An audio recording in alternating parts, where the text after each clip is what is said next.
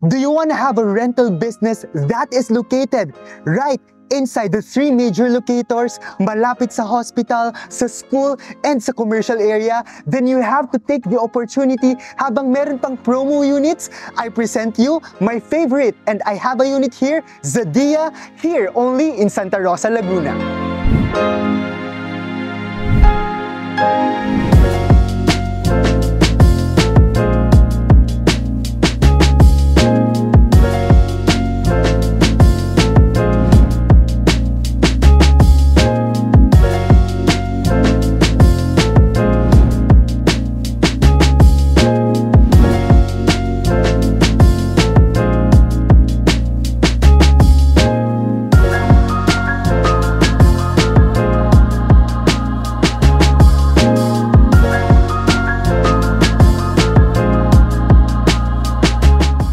In my newly renovated studio unit here in Zadia. You know, my intention when I bought this unit, gusto ko talagang magkaroon, syempre lahat tayo no, na nagtatrabaho tayo at gusto natin makita yung pinaghirapan natin, makapagpundar. Pero nung nakita ko yung promise niya no, na pwede rin palang makapagbigay ito no, ng income sa akin, extra income, because napakalaki ng potential nito for rental income. Dahil as you would observe right now, no, mapakalapit niya sa three major locators. So as you can see, nandito si The Medical City South Luzon as a hospital. Nandito si University Belt of the South, no, UST and De La Salle University Laguna. Nandito ang commercial area natin, just like si Paseo de Santa Rosa, New Valley, and of course, si Vista Mall, and yung mga hotels na nakapaligid dito kay Zadia, which is si Seda. And ayan, nakikita nyo ngayon si Vivere Hotel na under construction. So, ito kasi yung mga dapat natin tignan, lalo na kapag tayo yung type of investor na hindi lang natin tinitignan na, oy, bibili ko for personal use. Pero of course, no, real estate is an asset. Gusto natin lahat tumataas yung market value niya over time. At kapag nakapaligid yung property nyo sa mga sinabi kong major locators, it's no question at all. So, I'm very blessed kasi nakapwesto ako dito sa area. Lagi ko nga sinasabi sa mga clients ko, pumwesto ka lang ng kahit isang unit dito sa Santa Rosa, Laguna. Kasi ito yung nangyayari sa BGC dati eh. Talagang mag-a-up ang market value nito sa future. Kaya kahit ako, as your realtor, bumibili at pumupwesto din ako dito sa area. And I'm excited kasi meron pa tayong mga promo units dito sa Zadia. And of course, gusto ko dito matake yung opportunity at i-take nyo yung opportunity na makuha yung unit na to. Mamaya i-discuss natin, no, yung sample computation, maybe para sa inyo to kasi for just 20,000 pesos per monthly down payment for 3 years, 0% interest, pwede kang gumamit ng credit card as your payment, makakapwesto ka dito, malalock in mo yung price kapag na-reserve mo, at kahit hindi mo pa siya na-fully paid, tumataas na yung market value niya because of the demand. Because for every 15 unit reservation, nagtataas din yung pricing, no, ng unit mo. Pero pag na-lock in mo na siya, pag na-reserve mo na, yun na yung unit price na nabili mo. So, ikutin lang natin to ng konti. Mamaya ipapakita ko din, no, as we journey dito sa video na to, kung ano yung deliverable unit. Napakita ko na to sa previous video ko, no, yung last video natin. So, studio unit ito, corner unit, kaya nagkaroon lang ng extra window on the side. Pero gusto ko rin yung inner unit para hindi rin masyadong, alam nyo na, no, na parang weird yung pagkakapwesto ng TV, pero nagawan ko naman ng paraan. Yan. Kasi nakakuha ko ng pang-mount ng TV na nasa sway-sway siya. And then ito, nasa swing siya, sorry. So ito na yung dining table ko. Ginawa ko siyang bar para mas space saving siya. And then here, nandito yung bedroom ko. And then nandito yung cabinet ko. So wala akong masyadong binago sa styles. Ito, kasama na to sa deliverable unit, yung kitchen cabinet, pero yung overhead cabinet, ako yung nagpaayos nito. So, yeah, that's it, no? And napepeg ko ito, no, na monthly rental ng for about 25 to 30,000 per month. So, imagine guys, naka-bank loan to ng 20,000 pesos per month. Meron pa akong extra income na 10,000 pesos bukod sa siya na yung nagbabayad sa sarili niya sa bangko. So, tara, ikutin natin to, punta tayo sa deliverable unit. punta tayo sa showroom. Malapit lang dito para din ma-tour ko kayo sa nearby areas kasi naka-top view tayo, naka-drone tayo kanina para makita nyo kung ano yung neighborhood ni Zadia. So, I also want you to see, ito yung finished product no, ng Tower 2 ni Zadia, which is lahat naman ganito yung magiging itsura kapag nakabili kayo sa pre-selling tower nila. So, okay siya for me. Actually, binili mo talaga yung condo not just for the unit itself but the location. At sabi nga nila, no, kapag nakabili ka na ng location, forever na yung nandyan. Hindi mo na siya malilipat. Kaya, i-take natin yung opportunity. We have to be very smart na kapag bumibili tayo ng property, na maganda siya. Sabi nga nila, real estate, it's really about location, location, location. So, gusto ko lang ipakita sa inyo kasi makikita dito yung update para sa mga nakabili na at alam si Zadia at gustong mag-invest dito kay Zadia kung ano na yung update sa amenity nila. So, let's see there, no? Ongoing yung construction nila at pakita namin sa inyo kung ano yung finished product nila. Ang nagustuhan ko dito sa developer ni Zadia, which is si Greenfield Development Corporation, kung ano yung pinapakita nila sa mga presentation, ganitong ganito yung lumalabas sa actual. And it's very important, no? Kumbaga walang expectation versus reality. So, ang ganda lang ng potential income din here kasi alam nyo yun, parang hindi na ako namamroblema sa pagbabayad ng unit ko per month kasi self-liquidating na yung asset kong ito. But at the same time, meron pa akong 10,000 pesos na overhead. And I just want to give you one update. Ito kasi yung latest tower na ginagawa. Ano na siya, no? Completion. So, near completion na siya. This is Tower 3. So, sa mga nakabili po dyan sa Tower 3, ito na po yung update ng tower ninyo. And yung pre-selling ngayon na may promoter is in Tower 4. So, nakikita nyo dito sa presentation, pa-diamond yung itsura. So, it's like you're not living in a condo kasi yung major entrance nila, hindi yung, di ba, yung mga nakikita natin na usual na condo, yung entrance nila nasa building na agad. Ito parang subdivision. Meron tayong gate. So, tara, samahan nyo ako papunta sa showroom. Punta tayo sa showroom. So, gusto kong i-take din yung opportunity na to na makita nyo talaga yung raw video kung paano tayo pumupunta sa area. Kasi naiintindihan ko yung mga clients natin abroad. Maybe yung iba nag-i-invest nang hindi pa talaga nila nakikita. So, I hope po helpful yung mga ganitong videos natin. Please comment down naman po dito sa YouTube video natin if you find this kind of videos na helpful po para sa inyo para po mas matulungan namin kayo na makapag-invest kahit wala kayo dito sa Pinas. And if you have other suggestions, comments kung paano ko pa po mas mapapaganda yung video natin, I'm very open and willing po. So, nandito tayo ngayon.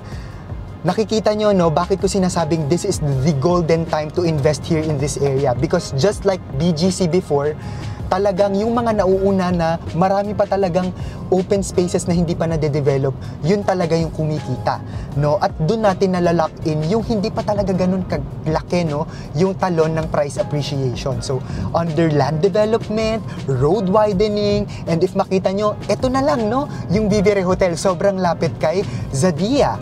So, magte-turn left tayo dito. Actually, kung pumunta tayo sa other side of the road, nandun naman si Vista Mall, no? Tsaka, yung isang way papunta sa Paseo de Santa Rosa. So, pag napanood nyo yung mga ibang videos ko kay Zadia, dun tayo dumadaan. So, ngayon, ito yung daanan natin para mas ma-familiarize po kayo sa ibang ways, lalo na sa mga nakapag-invest na kay Zadia. So, nandito tayo, kung laging may road widening dito, and at the same time, hindi lang sila nagde-develop for improvement ng roads para sa mga sasakyan. They are ensuring na very walkable itong community na ito, kaya merong mga walkway and bike lanes. So, nandito lang din, tabi-tabi siya, as in, nandito yung Paseo outlets, and then on our right, ito naman yung The Medical City South Luzon. As in, nilalakad na lang ng mga nakatira ngayon sa Zadia itong area na to. And at the same time, hindi porkit dito kayo nakabili kay Greenfield Santa Rosa is hindi nyo na ma-enjoy yung development kay New Valley. Napakalapit lang din ito sa Soledad. Napakalapit lang din ito sa schools like si LaSalle, UST at si Vista Mall. So yun nga din, no, yung advantage or yung unique dito sa developments na to. Dahil tabi-tabi yung mga dinedevelop ng mga big developers dito, it's like they only have in an invisible perimeter from each other. You get to enjoy their development. Sinong nagbe-benefit? Tayo pong mga investors. We're here in the showroom of Zadia. I just want you guys to see kung ano yung deliverable unit niya kasi napakita ko na yung dressed up unit ng studio unit dun sa unit ko. So ito siya. So what you see here, excluding the aircon, ito po yung madedeliver sa inyo. Actually, very livable na siya. If you don't want it to have it interior design just like me, for personal use, lagyan nyo lang ng furnitures and appliances, very livable na siya. For the kitchen area, pagpasok nyo ng pinto, ito yung deliverable unit. And just like for this one, kaya maganda yung quality, it's Grohe, no? It's a European brand. And then maganda rin, no, yung cabinetry niya. Ayan, and then soft close siya. So lalagyan nyo na lang ng overhead cabinet if you want. Pero yung ibang mga nakikita ko sa clients ko, hindi siya cabinet. Alam niyo yung parang floating na wood, parang ganon, tapos patungan lang siya. Kapag hindi naman kayo masyadong marami magkaroon ng kitchenwares. And then on this side, this is the deliverable unit ng restroom. Ang nagustuhan ko to kay Zadia, ito yung may pinakamalaking restroom, no, na area out of all the condos that I'm offering right now. Kasi hindi siya ganun nakakailang kapag naglagay ka ng washing machine because it's very spacious. And then, ito naman po yung pinaka pwede nyong gawing bedroom, living area, and then the dining area. So, pwede nyong i-mount nyo yung TV dito.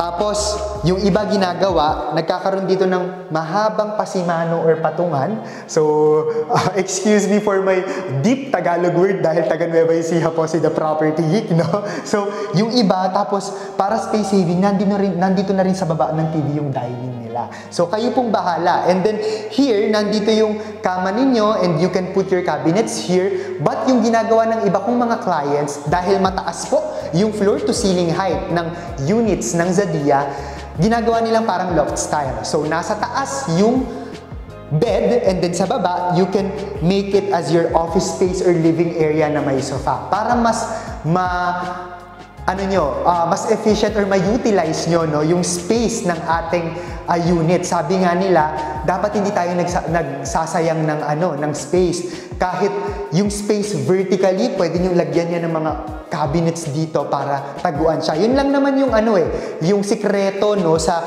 mga condo, not just here in Zadia but in condo units in general. Dapat talaga magaling ka sa paglalagay ng mga furnitures mo para mas maging maluwag siya at space saving. Yung iba ko namang clients, dahil maluwang talaga ang studio unit, gagawin nilang dormitel kasi malapit to sa University Belt of the South. Na-feature na natin to kung gaano siya kalapit kay UST. Actually, it's 5 minutes away. So, lalagyan nila ng dalawang double deck para maka-accommodate sila ng a total of 4 students and then per head yung bayad. Rental business potential ang pag-uusapan, wala talaga akong masabi dito. So, let's go, no, sa promo unit. Baka ito po yung makita ninyo or makuha ninyo. So, it's in Tower 4. Again, pre-selling. 5th floor, Unit 11, as you can see on the top view, pine-present namin ngayon kung nasan siya ngayon, it's full view. Maganda kapag amenity view ka, ang advantage mo, ito na forever, yung makikita mo, hindi katulad kapag outside view, hindi mo pa alam kung ano yung tatapat na building sa'yo, kung gaano kataas at ano yung magiging development sa tapat mo. And then at the same time, pag lower floor ka, mas kita mo, no, yung itsura ng amenity, which is napakaganda kay Zadia kasi 80% of it are dedicated for open spaces. So, a total of 5,023,981.22 kasama na lahat ng transfer of title fees, move-in fees, turnover fees. Na-experience ko to, wala na talaga akong binayaran nung tinurnover sa akin. Kasi yung iba may mga hidden fees pa, right? But huwag kayo malula sa presyo kasi siya na yung cheapest but at the same time, pinakamaganda na yung location because 15% of 5 million will be allotted for the 35 months down payment which is only at 20,015.99 pesos. So magre-reserve lang kayo which is also equivalent to your monthly down payment. So that's around 20,000 pesos. The following month pa mag-start yung first down payment mo. So pwedeng gumamit ng credit card, Mastercard, or Visa. Nakakakuha po ako ng malalaking points dito. And at the same time, 3 years down the road, malalakin mo yung presyo at nagbabayad ka lang ng ganito kaliit. Now, may maiiwan tayo na 85% plus the miscellaneous fee after the 3-year down payment which you can loan through bank. It's about 4.2 million pero strategy na lagi kong dinidiscuss at ginagawa din ng mga iba kong clients. During the 35-month down payment na 0% interest, you can advance payment from time to time, anytime and any amount you can para bumababa yung magiging balanse na pwede nyong i-loan sa dulo. Baka mamaya mamaya hindi na 4.2 yung ilo-loan nyo, baka 3 million na lang, 2 million, and that's 3 years down the road. Ang daming pwedeng mangyari. So baka nga kakaipon nyo sa last down payment mo, Jaire, may pang-cash na ako sa balance. So you bought a property without paying any interest. Pakita ko naman sa inyo yung combined units. Kung naliliitan kayo sa studio at gusto nyo for personal use or mas malaki yung rental unit ninyo. Ito po is dressed up unit na. Kasi if gusto nyo ng mas malaki na unit, you can buy 2 combined units and then magkakaroon ng hallway sa gitna or ng access. So pa L-shape na yung deliverable sa kitchen. And then at the same time, itong isang unit, naging kitchen area, dining and living room. And of course, we have balcony. And then, punta tayo sa kabilang unit dahil nga pinag-combine siya. Isa na lang yung CR mo, pero pwede mong ipa-retain yung dalawang CR kasi kapag gagawin na yung floor nyo, mag-i-email pa naman yung developer sa inyo. So, yung isang unit, naging bedroom. And mind you, meron pa ulit kayong isa pang balcony. You have 2 balconies for combined unit. So, naging bedroom nyo ito, and at the same time, meron kayong walk-in closet. So, ito siya. Perfect siya for family or for renters na naghahanap ng mas malaking space. So ito times 2 nyo lang yung diniscuss natin dahil nga 2 adjacent units siya. So times 2 lang, kung 20,000 per month yung studio, it's only 40,000 pesos per month. So I hope maging future neighbor ko kayo at napakita ko sa inyo yung potential talaga ng project na ito. Hindi po ako magsasawa at mahihiyang i-push yung project na to dahil hindi lang po ako investor dito, pero naniniwala po talaga ako sa potential ng project na to. So if you are interested, I am very excited to start your investment journey with Zadia. Ngayon pa lang, as you watch right now, you can inquire through my local number, Viber, WhatsApp, or iMessage. That's +63927 185 1590. You can also reach me on my business email, that's thepropertygeekph@gmail.com. Our Facebook page, The Property Geek, or if you want to reach or message me through my personal account, my personal Facebook account is Jaire Valerio Mamaclay. Do not forget to hit like, subscribe, and comment on our video and share it, sa mga Filipinos abroad natin na gusto nyo tumulong na, uy, gusto ko may naipupundar din ako dito sa Pilipinas. Please, please, please share this video. We are still contributing twice a month at the Manila Bulletin Property Living section. At maraming salamat po sa mga nanonood abroad, not just here in the Philippines, in the USA. Napakarami kong clients dyan, Australia, US, Canada, Germany, and all our overseas Filipinos worldwide. Thank you so much for trusting me. Again, this is Jaire Mamaclay, your property geek, always inviting you to come home to the beautiful islands of the Philippines.